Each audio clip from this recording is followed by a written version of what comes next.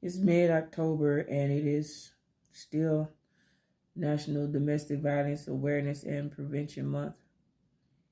And I continue to encourage anyone who is in a abusive relationship to please get out of it. It's not going to change. It's not you. It's that person. Things start out subtle and then they progress. One thing I always encourage with my nieces is to never allow a man to come and live with you. That is the mistake that I made. Yes, we had a child together, but he still should have had his own. And things did start out small.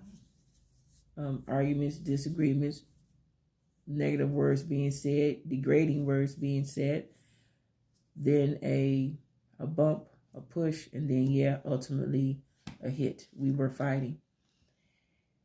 And there wasn't much help from authorities because I had enough fight about me. I had enough fight about me to where marks weren't left. So when the police were called, my neighbors would call the police because they know me to be a quiet person. So of course, when they hear disruption, they call the police. When the police come out, they wouldn't see any marks on me. Now it's evident that something had taken place, but there weren't any marks on me. So the only thing the police would say is, well, one of you would have to leave. But by that time, he would already be gone. He would do his dirt and then he would leave. So with that, the police just hold it as you're just a couple who fights. Because they got a couple of calls until they didn't get a call. And I don't believe I need to go that far into that.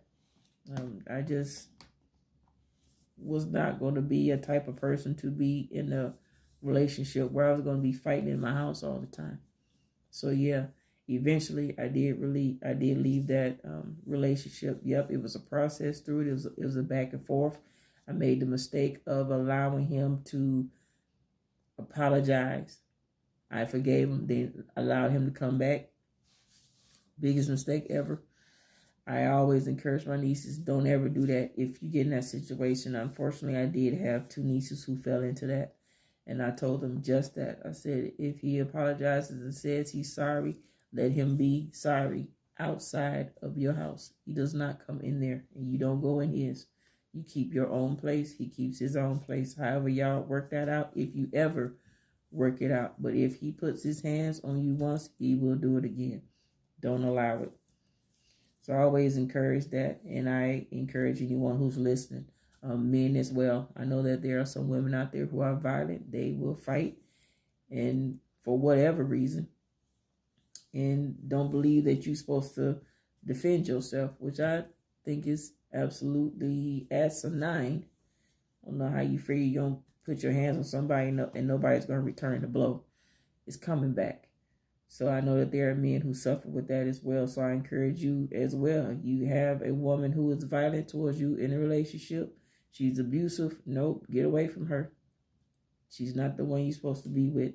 That is not love. That is a controlling spirit.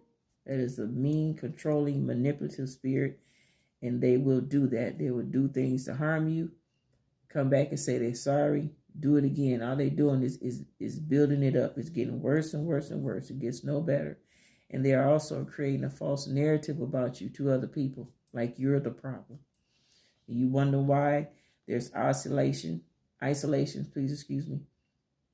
of why, certain friends don't come around you anymore, or you're not invited certain places anymore, or certain members of your family don't come around anymore, or you're not invited to family events anymore. That's because your abuser has created a false narrative about you, like you're the problem, you're the issue, or that's just something y'all do. Y'all fight, y'all stay, y'all stay out of our business, that type of thing. Your abuser is talking for you. Happens all the time. So I encourage you, when you see it, please don't ignore them signs. When somebody is talking down to you, calling you names, then laughing about it. I was just playing. No, they weren't playing. They're seeing how far they can go. It's little by little by little, small increments at a time. So I encourage you all, Do not ignore those signs. Do not ignore those red flags. They are trouble. Get out of that relationship. Let that person go heal and deal and whatever they need to do. But they can do that away from you if they ever heal at all. The person who I was in that relationship with, it didn't stop with me. It went even farther, so far to the point that now he's in jail for life. So, no, he didn't kill anyone, thankfully. But it was aggravated for, which is very close to it. So, who knows? If I hadn't got out of that relationship, it could have been me. So I encourage you all to get out of those relationships. Do not ignore those red flags. Those little subtle things that they do is just a small build up to see how much more they can do until the abuse is finally manifest and it's blown and it's to a point where you're not understanding how you got here and now you got to figure how to get out. So I encourage you all with that. Get out of those relationships. Do not ignore the red flags. Love yourself. Protect yourself.